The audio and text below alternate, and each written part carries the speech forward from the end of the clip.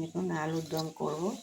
একটু মটরশুঁটি ছুলে নিয়েছি, তার মধ্যে একটু নুন, হলুদ আর একটু মিষ্টি দিয়ে আমি এটা প্রেসার কুকারে বসাবো। এখন প্রেসার কুকারে বসিয়ে দিয়েছি। আলুগুলো সব প্রেসার কুকারে দিয়ে দিচ্ছি। আলুগুলোকে না দেখে এই কাঁটা চামচ দিয়ে ফুটো ফুটো করে নিয়েছি। কাঁটা চামচ দিয়ে দুটো একসাথে করে জয়েন করে এগুলোকে পুরো আলুগুলোকে ফুটো ফুটো করে দিচ্ছি, যাতে তেল মশলা ভালো মতন ঢোকে। একটু হলুদ গুঁড়ো দিয়ে দিলাম,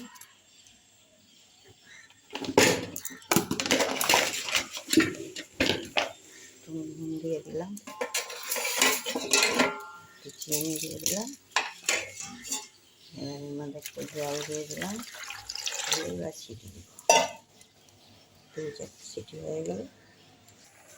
এর মধ্যে একটু লঙ্কার গুঁড়ো দিয়ে দিয়েছি, দিয়ে এবার প্রেসার কুকারটাকে বন্ধ করে সিটি দিব। সিটি দিয়ে সিদ্ধ হয়ে গেল, তাকে ভেজে আলুর দম বানাবো।